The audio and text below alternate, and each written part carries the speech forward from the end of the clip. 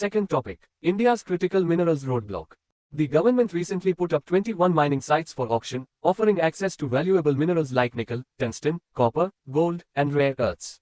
These minerals are crucial for modern technology. But here's the problem, most of these sites didn't attract enough interest.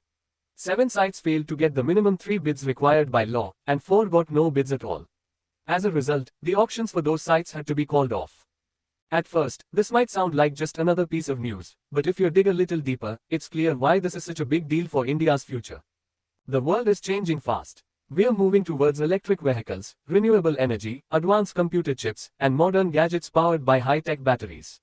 All these technologies rely on certain minerals, often called critical minerals, like lithium, nickel, cobalt, copper, and rare earth elements, along with others such as gallium and germanium. If we want to build the technologies of tomorrow, we need to secure these minerals today. For a long time, oil has been called the lifeblood of the global economy. But now, critical minerals are taking center stage. In the future, the countries that have access to these minerals, or can process them, will hold a lot of power, just like oil-rich nations do now. At the moment, China dominates the critical minerals race, extracting and processing the majority of the world's supply.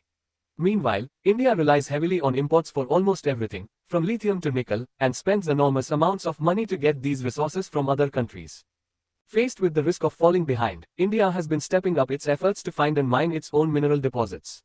One key strategy has been to auction off mining sites to companies, including international players, hoping they'll extract these minerals on a large scale. But the results so far have been disappointing. Out of 49 sites auctioned to date, only 24 received successful bids. This suggests many mining companies don't see India as a worthwhile place to invest. So, why isn't India more attractive to mining companies? 1. Insufficient exploration. One major reason is that we haven't explored these sites thoroughly before putting them up for auction. Mining companies need detailed information about the quality and quantity of minerals at a site before committing large sums of money. However, many of these sites have only undergone preliminary surveys, leaving a lot of uncertainty about what's actually there.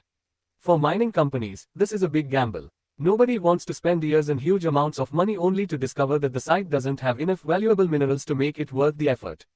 2. Red tape and regulations. Another challenge is the complex regulatory environment. India has a long list of rules and paperwork that companies must navigate to start mining.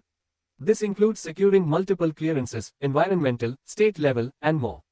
Mining is already a risky business. It requires enormous investment upfront, and the returns can take decades to materialize. On top of that, mines are often unpopular with local communities because they can harm the environment and displace people. Unexpected political or legal hurdles, like a state government objecting to a project after it's been approved by the central government, make things even harder for companies. These challenges aren't unique to India, but the combination of insufficient exploration and regulatory hurdles makes the process here especially difficult for mining companies. Add insufficient exploration and red tape to the mix, and it's easy to see why investors might hesitate. Despite these setbacks, India hasn't given up. The government is making changes to mining laws and promoting the exploration of critical minerals. We've joined international partnerships like the Mineral Security Partnership, led by the US, to reduce our dependence on China. There's also a growing focus on investing in research and data collection, so future auctions can give buyers a clearer idea of what they're bidding on. India's challenge now is to convince large mining companies that it's worth their time and money to invest here. A key step is ensuring that our mining sites are thoroughly explored, whether by the government or private players, so that companies aren't bidding on a mystery. Streamlining regulations and cutting through the red tape could also help attract more companies, including international ones. While the government's intentions are in the right place, turning these plans into reality is no easy task. This is a critical moment for India. If we don't figure out how to secure critical minerals for ourselves, we'll remain dependent on other countries for the raw materials that power future technologies. But if we can tackle these challenges, by improving exploration, making smarter rules, and creating a stable, welcoming environment for investors, we could become a key player in the global critical minerals market. It's a race against time. As the demand for electric vehicles, solar panels, and advanced electronics grows, so does the need for critical minerals. India can't afford to stand by while other countries dominate the space. For the sake of energy security, economic growth, and self-reliance, we must find a way to extract and process these minerals in a practical and sustainable way. That's the bigger story behind the recent failed auctions, and why they're so important to watch. Tidbits. Blinkit has launched a 10-minute ambulance service in select areas of Gurugram, deploying 5 ambulances equipped with life-saving tools like oxygen cylinders, AEDs, and emergency medicines.